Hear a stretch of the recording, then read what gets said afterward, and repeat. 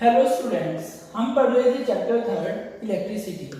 इस चैप्टर में हमने प्रीवियस लेक्चर में heating effect of electric current and electric power के बारे में देखा था।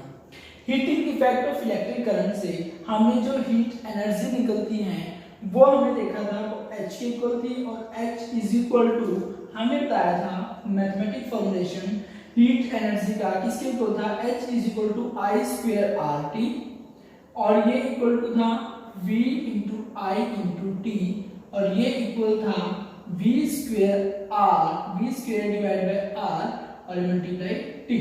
यहाँ पर H जो है वो हीट एनर्जी थी, I जो है इलेक्ट्रिक करंट है, R जो है रेजिस्टेंस है, T is a temperature, V is a volt potential difference है यहाँ पर, ठीक है। और वही I करंट है, T टाइम, कितने टाइम में वो करंट फ्लो कर रहा है उस रेजिस्टर में से। तो जो हीटिंग एनर्जी थी ये प्योरली जो है एक रेजिस्टर की प्रॉपर्टी है। जब हमारे पास एक प्योरली रेजिस्टर सर्किट है तो उसमें जो टोटल जो सोर्स जो वर्क डन है वो हीट एनर्जी के इक्वल हो जाता है, ठीक है। तो ये हमने फॉर्मूलेशन देखे थे हीट एनर्जी के लिए। तीन फॉर्मूलेशन आई थी, I square R T, V I T and V square R, V square divide by R into T. इसमें हीट एनर्जी में हमने बताया था कि जो हीटिंग इफेक्ट है इलेक्ट्रिक करंट का, इसके बेस कुछ हमारे अप्लायंसेस होते हैं, जैसे इलेक्ट्रिक बल्ब होता है, इलेक्ट्रिक आयरन होती है, इलेक्ट्रिक गीजर होता है। तो वो वर्क कैसे करते हैं, हम एग्जांपल लेकर करते हैं इलेक्ट्रिक बल्ब का। जो इलेक्ट्रिक बल्ब होता है वो ग्लो कैसे करता है, वो जो एप्लीकेशन है वो है heating effect of electric current की। जैसे इलेक्ट्रिक बल्ब जो होता है, इलेक्ट्रिक बल्ब में टंगस्टन एक फिलामेंट होता है। इलेक्ट्रिक बल्ब में क्या होता है, tungsten filament, filament of tungsten, filament of tungsten. और जो टंगस्टन है, टंगस्टन का जो रेजिस्टेंस होता है आर से जिसको हम बोल रहे हैं रेजिस्टेंस, वो अबाउट 2700 ओम के इक्वल होता है, ठीक है। यानी कि जो एक टंगस्टन है उसका रेजिस्टेंस कितना होता है 2700 ओम। इसका रेजिस्टेंस इतना ज्यादा हाई होता है कि जो हीट ये प्रोड्यूस करता है वो अबाउट जो हीट प्रोड्यूस करता है ये हीट प्रोड्यूस करता है 2700 डिग्री सेल्सियस के अबाउट। इतनी हीट ये प्रोड्यूस कर देता है वहां पर कि इतना ज्यादा टेम्परेचर बढ़ जाता है।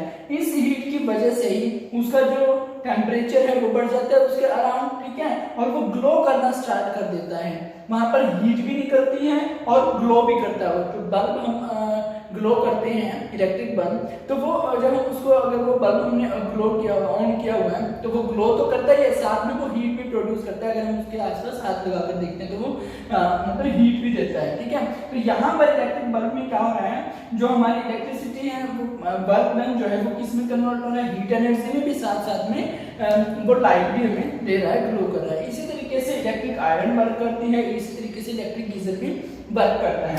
इलेक्ट्रिक आयरन में हमारा जो फिलामेंट होता है वो निक्रोम का हम यूज करते हैं। अब ये था हमारा हीटिंग इफेक्ट के बारे में हमने पढ़ा था। ये तो कुछ अप्लायंसेस जो इलेक्ट्रिक बल्ब, इलेक्ट्रिक आयरन या फिर हम बता रहे हैं इलेक्ट्रिक गीजर, ये जो अप्लायंसेस हैं ये किस पे बेस होते हैं, किसके एप्लीकेशन होते हैं, heating effect of electric current के। लेकिन कुछ ऐसे अप्लायंसेस भी हैं जिनमें जो हीटिंग इफेक्ट हो रहा है इलेक्ट्रिक करंट का वो मतलब नुकसानदेह होता है, हानिकारक होता है, ठीक है। वो अनडिजायरेबल होता है, उसकी हमें जरूरत नहीं होती। जैसे हमारे जनरेटर्स होते हैं, ठीक है, और ट्रांसफार्मर होते हैं, वहां पर जो हीटिंग इफेक्ट होता है ये अपोजिट मतलब ये अनडिजायरेबल होता है, इसकी जरूरत नहीं होती और ये हमारे लिए जो है हार्मफुल होता है, ठीक है। उसके बाद हमने heating effect of electric current के बारे में हमने पढ़ा था इलेक्ट्रिक पावर में। इलेक्ट्रिक पावर को हम P से रिप्रेजेंट कर रहे थे और हमने कहा था कि कुछ कितने टाइम तक जो है हीटिंग इफेक्ट वहां पे शो हो रहा है वो उसको हमने बोला था कि heat energy divide by time से हमने उसको रिप्रेजेंट किया था। ये हमारी क्या थी, इलेक्ट्रिक पावर थी। अब H की वैल्यू पे डिपेंड करते हुए, जैसे H के तीन फॉर्मूलेशन हैं, ऐसे ही H की वैल्यू पे डिपेंड करते हुए P यानी कि इलेक्ट्रिक पावर के भी तीन फॉर्मूलेशन होते हैं। कौन कौन से होते हैं वो देखते हैं हम। P is equal to H की वैल्यू अगर I स्क्वायर आर टी हम यूज करते हैं तो P से T कैंसिल हो जाता है और ये बचता है हमारे पास I स्क्वायर आर। ऐसे ही अगर हम H की वैल्यू वी आई टी यहाँ पर यूज करते हैं तो वो T से T कैंसिल होगा तो बचेगा V इंटू आई। और ऐसे ही अगर हमारे पास V square R v square divide by r into T use करते हैं तो इस चीज से टी कैंसिल हो जाता है और तो ये बचता है हमारे पास v square divide by r। तो हीटिंग जैसे हीट एनर्जी के 3 फॉर्मूलेशन है, ऐसे ही हमारे पास इलेक्ट्रिक पावर के भी 3 फॉर्मूलेशन आ जाते हैं, ठीक है। तो इन फॉर्मूलेशन पे बेस हम कुछ न्यूमेरिकल देखते हैं। फर्स्ट न्यूमेरिकल देखते हैं, इसमें कहा गया है a torch bulb is rated at 2.5 volt and 500 milliampere, find the power and resistance. तो हमें जो है इसमें पोटेंशियल डिफरेंस V दिया गया है और करंट दिया है 500 मिली एम्पियर। हमें निकालना क्या है, पावर और रेजिस्टेंस। तो इसमें हम सॉल्यूशन करते हैं। सबसे पहले हम देखते हैं गिवन क्या है, हम लिख लेते हैं गिवन।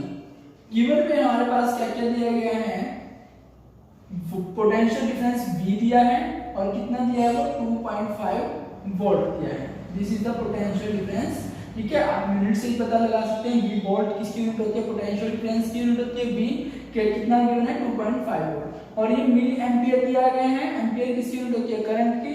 तो आपको यहाँ पर करंट I दिया गया है, कितना दिया है ये 500 मिली एम्पियर। जब भी हमने बात करी थी करंट की तब हमने कहा था कि ऐसा यूनिट कितनी होती है करंट की, एम्पियर, लेकिन यहाँ पर कितनी है मिली एम्पियर। तो हमें पहले मिली एम्पियर को एम्पियर में कन्वर्ट करना है। तो मिली एम्पियर से जब हम एम्पियर में कन्वर्ट करेंगे उसके लिए हमें क्या है, मिली एम्पियर वाली जो डिजिट है इसको हमें क्या है, वैल्यू को डिवाइड करना पड़ेगा 1000 से। तो हम यहाँ पर क्या बोल सकते हैं कि करंट किसके इक्वल हो जाता है, this implies current is equal to 500 divide by 1000 ampere, ठीक है।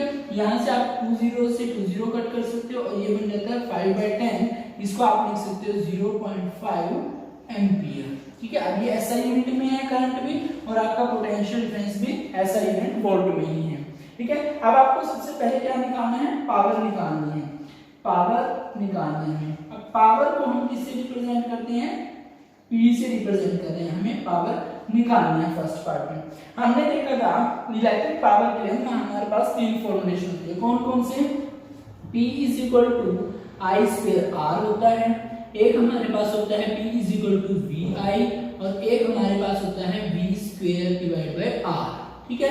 अब हमें देखते हैं कि हमारे पास इनमें से क्या क्या गिवन है, तो हम कौन सा फॉर्मूला यूज करेंगे। हमारे पास I दे रखा है, हम I यूज कर सकते हैं, लेकिन हमारे पास रेजिस्टेंस नहीं दिया हुआ तो हम ये वाला फॉर्मूला यूज नहीं करेंगे, ठीक है। इसको हम कट कर देते हैं, ये वाला हम यूज नहीं करेंगे। यहाँ पर भी क्योंकि रेजिस्टेंस है तो हमारे पास रेजिस्टेंस तो दिया ही है, हम ये भी यूज नहीं करेंगे। लेकिन हमारे पास पोटेंशियल डिफरेंस V भी दे रखा है और करंट भी दे रखा है, तो हम ये वाला फॉर्मूला यूज करेंगे। तो हम कौन सा फॉर्मूला यूज करेंगे यहाँ पर पावर का, P is equal to VI। तो हमें देखते हुए कि क्या क्या गिवन है उन चीजों पे डिपेंड करते हुए हमें इनमें से कौन सा फॉर्मूला हमने यूज करना है। तो हम यहाँ पर यूज करेंगे P is equal to V into I, ठीक है। तो यूज करने से पहले जो भी हमारे पास यहाँ पर वैल्यूज हैं या यूनिट्स दी हुई हैं, जैसे वोल्ट है, क्वांटिटी जो भी है, ये SI यूनिट में होनी चाहिए। हम पहले ही SI यूनिट में कन्वर्ट कर चुके हैं। अब डायरेक्ट वो वैल्यूज हमने पुट करनी है, हमारे पास P की वैल्यू निकल जाएगी, पावर निकल जाएगी। Power is equal to voltage कितना है हमारे पास 2.5 वोल्ट है और करंट कितना है हमारे पास 0.5 एम्पियर है, ठीक है। तो इसको जब हम सोल्व करेंगे तो ये किसके इक्वल होगा, 2.5 को आप लिख सकते हो ये डेसिमल हटा के 25/10 और मल्टीप्लाई में आप 0.5 को लिख सकते हो 5/10। ये मैथमेटिकल सिंपल, ठीक है। और यहाँ से बन जाता है 25 जो आप कितना होता है 125, ठीक है। और डिवाइड बाय ये 10 into 10 100 हो जाएगा और इसको आप बोलोगे 1.25 और पावर की यूनिट क्या होती है, पावर की यूनिट होती है वाट, ठीक है। पावर कितनी आ गई हमारे पास 1.25 वाट, ठीक है। तो ये हमारा आंसर आ जाता है फर्स्ट पार्ट के लिए। सेकंड पार्ट में से क्या पूछा है, रेजिस्टेंस। अब हमें क्या पता है रेजिस्टेंस के लिए सिंपल ओम्स लॉ का हम यूज कर सकते हैं। V इज इक्वल टू क्या होता है IR according to Ohm's law, ठीक है। अब हमारे पास वोल्टेज भी है और करंट भी है, तो हम R निकाल सकते हैं। यहाँ से R कितना आएगा V डिवाइड बाय I, ठीक है। हम I को V के नीचे ले जाते हैं तो R की वैल्यू आ जाती है V डिवाइड बाय I। अब हमारे पास वोल्टेज कितनी दी हुई है, वोल्टेज दी हुई है 2.5 वोल्ट और करंट हमारा कितना दिया हुआ है 0.5 एम्पियर दिया हुआ है। इसको जब हम सोल्व करते हैं तो ये बन जाता है 20, क्योंकि डेसिमल वाला ये बन जाएगा 25/10 बनेगा, और ये 0.5 को हम लिख सकते हैं 10/5, क्योंकि इसका डेसिमल को हटा के 10 आएगा तो वो ऊपर चला जाएगा, 10 से 10 कैंसिल हो जाएगा और 5 × 5 हो जाता है। तो ये जो रेजिस्टेंस है हमारे पास कितना आ जाता है, 5 ओम रेजिस्टेंस आ जाता है।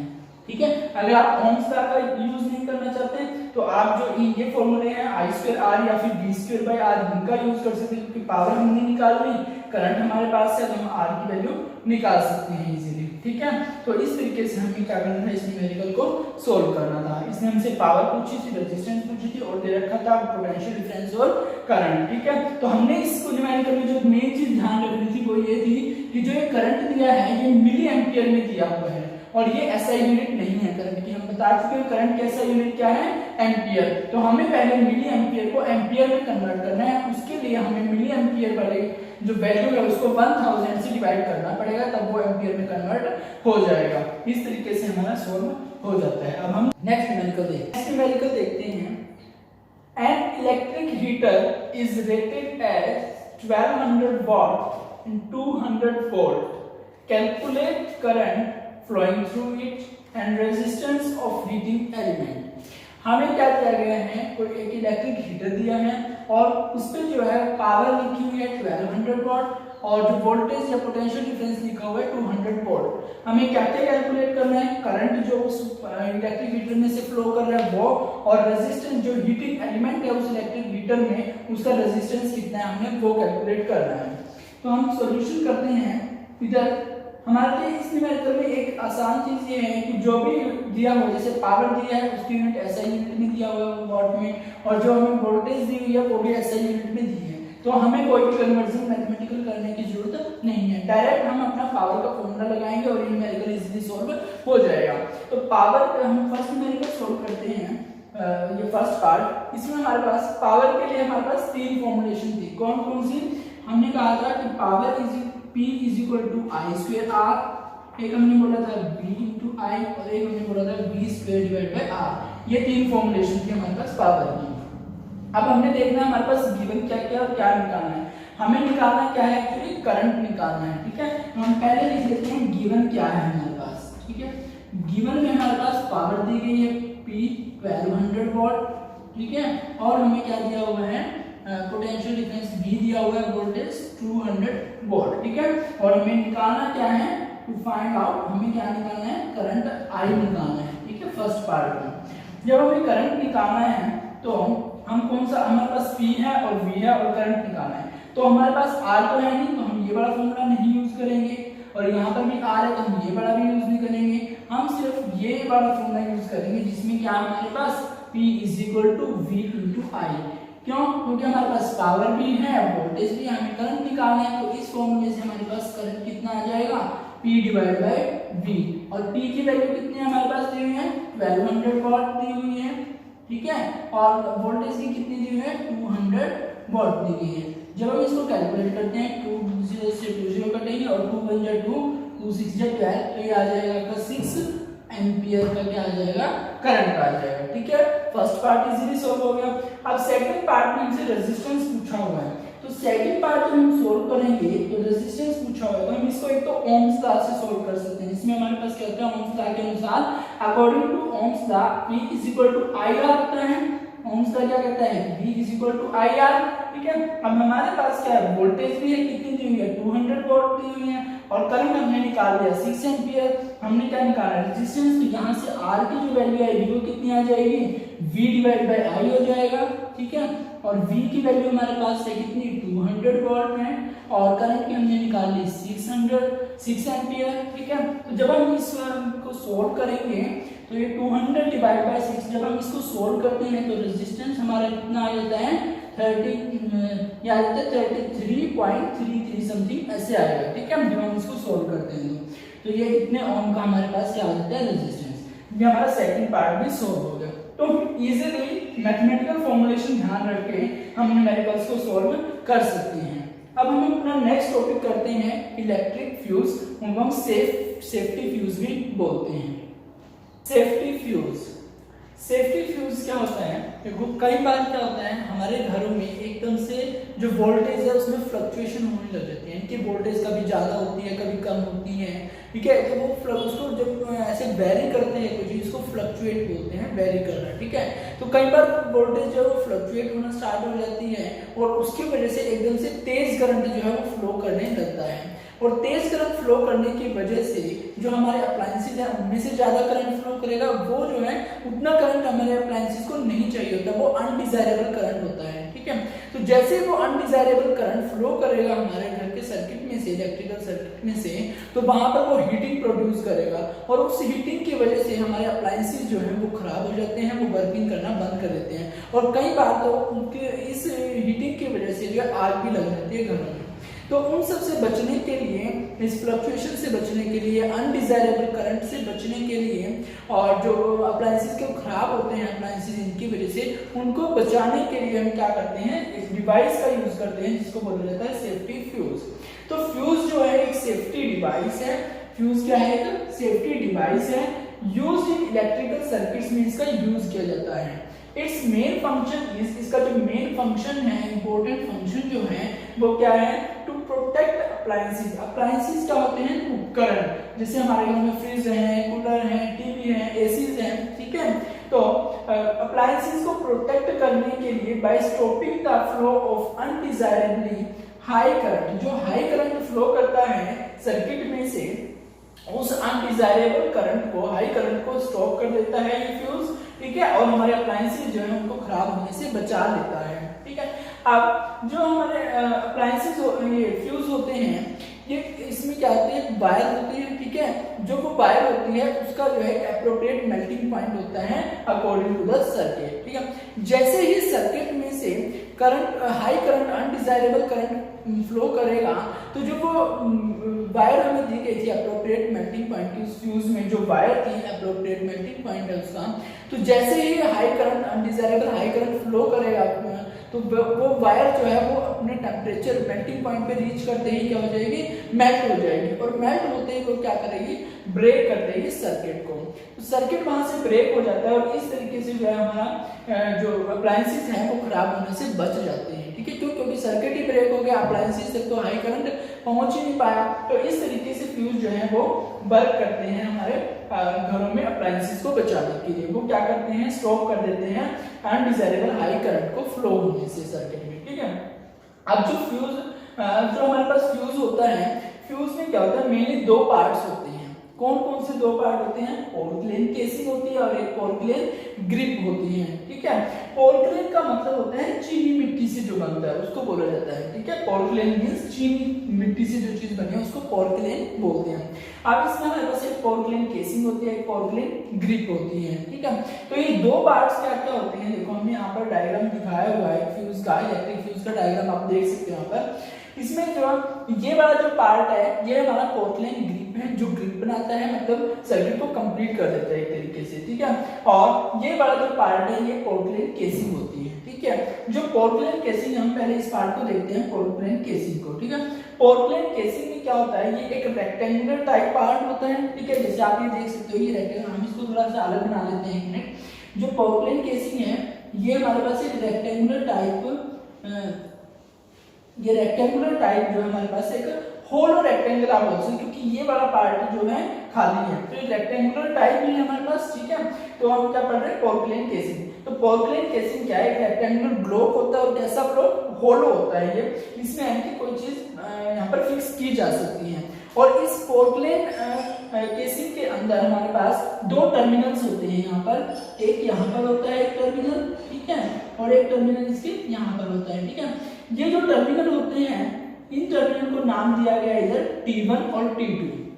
क्या बोला गया, ये T1 टर्मिनल है और एक ये T2 टर्मिनल है, ठीक है। जो ये टर्मिनल्स होते हैं ये टर्मिनल्स बने होते हैं किसके, ब्रास के, ठीक है। किसके बने होते हैं ये टर्मिनल्स, ये टर्मिनल्स बने होते हैं ब्रास के, और ब्रास के होती है एक एलॉय होती है, ठीक है। Brass is an alloy of, किसकी अलॉय है ये, जिंक और कॉपर की अलॉय होती है ब्रास, ठीक है। अलॉय, अलॉय क्या होता है, mixture of many metals is called alloy. तो ब्रास की क्या एक अलॉय है, किसकी, जिंक और कॉपर की अलॉय होती है ब्रास, ठीक है। ठीक है। तो ये जो टर्मिनल्स होते हैं पोर्टलैंड केसिंग में वो किसके बने होते हैं, ब्रास अलॉय के बने होते हैं, ठीक है। उसके बाद जो ये टर्मिनल्स हैं, इस T1 टर्मिनल से हम जो है लाइव वायर जो आती है, यानी कि जो हमारी मेन वायर होती है जो हमारे ट्रांसफार्मर से हमारे घरों तक आती है, उस मेन वायर का हम कनेक्शन कहाँ पे देते हैं, उसको लाइव, जो मेन वायर आ रही है ट्रांसफार्मर से उसको लाइव वायर बोलते हैं, और उस लाइव वायर का कनेक्शन हम देते हैं टर्मिनल T1 में, ठीक है। ये लाइव वायर का हमने कनेक्शन दे रखा है, जैसे यहाँ पे शो किया हुआ है टर्मिनल T1 है, और इस टर्मिनल T1 के साथ हमने लाइव वायर का कनेक्शन दिया हुआ है। तो ये जो लाइव वायर का कनेक्शन यहाँ पर दिया हुआ है, अब जो ये टर्मिनल T1 और T2 है, इनका डायरेक्ट कोई भी आपस में कोई कनेक्शन नहीं है, ठीक है। तो यहाँ पर कोई करंट फ्लो नहीं करेगा, जब तक हम इसको किसी एक वायर से कनेक्ट नहीं करेंगे तब तक तो इसमें कोई करंट फ्लो नहीं करेगा, ठीक है। तो उस करंट को फ्लो करवाने के लिए हम यूज करते हैं पोर्टलैंड ग्रिप का। तो जो पोर्टलैंड ग्रिप है वो कैसे काम करती है, देखो पोर्टलैंड ग्रिप भी क्या है, एक रेक्टेंगुलर ब्लॉक हम बोल सकते हैं, लेकिन वो सॉलिड रेक्टेंगुलर ब्लॉक है। तो वो इस तरीके से डिजाइन होता है कि जो ये जो पोर्टलैंड केसिंग थी, इस पोर्टलैंड केसिंग में जो ये एरिया है, ये खाली जो होलो एरिया बचा हुआ था, इस एरिया को क्या कर देता है, फिट कर देता है, यानी कि इसमें पूरे तरीके से फिट आ जाता है, यानी कि इसको कवर कर देता है। तो इस तरीके से हम क्या करते हैं, इस वाले पार्ट को कवर करवाने के लिए किसको यूज करते हैं, यहाँ पर एक पोर्टलैंड ग्रिप का यूज करते हैं, ठीक है। तो ये पोर्टलैंड ग्रिप हमारे पास होती है, कुछ इस तरीके से हम इसको बोल सकते हैं, ठीक है।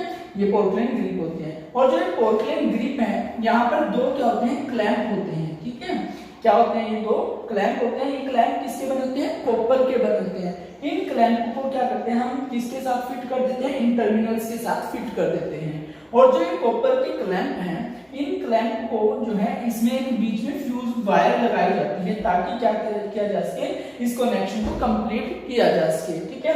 तो इस पोर्टलैंड जो ये पोर्टलैंड का ग्रिप यूज कर रहे थे, इस पोर्टलैंड ग्रिप में हमारे पास क्या है, दो क्लैंप हैं, और ये दोनों क्लैंप किसके बने हुए हैं, कॉपर के बने हुए हैं। अब कॉपर के क्लैंप के साथ यहाँ पर एक फ्यूज वायर को कनेक्ट किया होता है। इन दोनों क्लैंप्स को हम एक फ्यूज वायर से क्या करते हैं, कनेक्ट कर देते हैं, जोड़ देते हैं। फिर हम इस पोर्टलैंड ग्रिप को जो है फिट कर देते हैं इस पोर्टलैंड केसिंग के अंदर, ठीक है। जैसे ही हम फिट करते हैं, तो जो लाइव वायर का टर्मिनल T1 और T2 के साथ कोई कनेक्शन नहीं था पहले, अब हमने जैसे ही पोर्टलैंड ग्रिपिंग यहाँ पर लगा दिया है, तो वो ग्रिप लगाते ही क्या हो गया, ये दोनों कनेक्शन में हो गए टर्मिनल T1 और T2।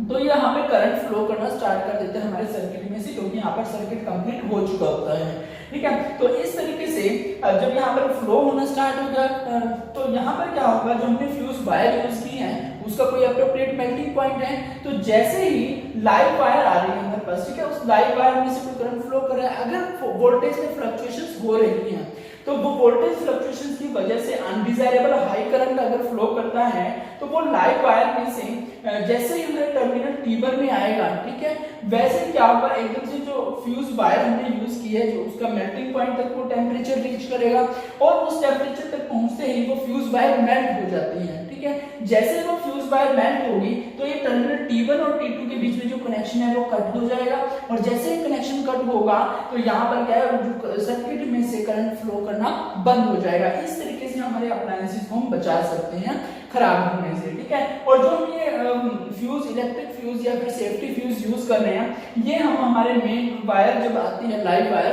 तो ये हमारे जो मेन जो वो लगे होता है, मीटर वगैरह लगे होते हैं, हम वहीं पर इनका यूज करते हैं। हम बिल्कुल स्टार्टिंग में ही लगाते हैं, हमारे घर का जो सर्किट शुरू करते हैं हम वहीं पर, हम स्टार्टिंग में यहीं पर जो इलेक्ट्रिसिटी है वो आती है स्टार्टिंग में, ठीक है।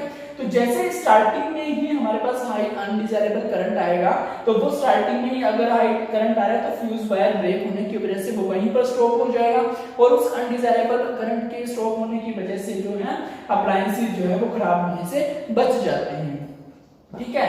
लेकिन ये आजकल जो है हम इलेक्ट्रिक या सेफ्टी फ्यूज की बजाय आजकल हम यूज कर रहे हैं MCB का, ठीक है। किसका यूज कर रहे हैं, आजकल हम घरों में यूज करते हैं MCB का। कई बार बोला जाता है ना कि MC गिर जाती है, तो वो MCB होता है एक्चुअली, ठीक है। MCB की फुल फॉर्म क्या होती है, M means miniature, M mean miniature, C mean होता है सर्किट, और B मींस होता है ब्रेकर, ठीक है।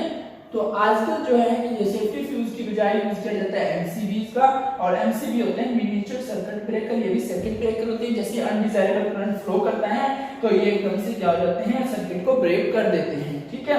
और ये जो है वेरिएबल करंट इनमें से फ्लो कर सकता है, तो उसके अकॉर्डिंग जो है अलग अलग करंट के फ्लो करने वाले जो एमसीबीज हम जैसे 2 एम्पीयर 5 एम्पीयर इस तरीके से अलग अलग एमसीबीज होते हैं हमारे पास, तो उसके अकॉर्डिंग जो हम इनको अपने घरों में यूज कर सकते हैं ताकि हम अपना हमारे अप्लायंसेस को खराब होने से बचा सकें, ठीक है।